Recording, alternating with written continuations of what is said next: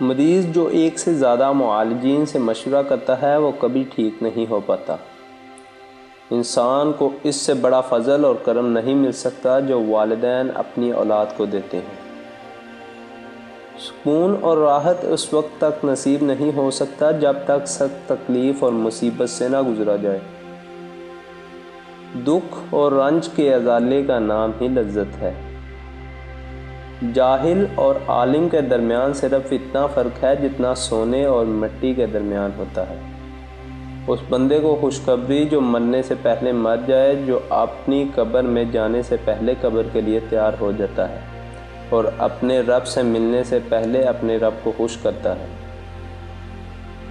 جماعت سے پہلے ایسے کبوتر اور چوزے کا گوشت کھا لو جس کو چنے کھلا کر بڑا کیا گیا ہو، اس سے شہوت میں اضافہ ہوگا۔ خدا کے فضل کے بعد سب سے بڑی نعمت والدین کی نعمت ہے۔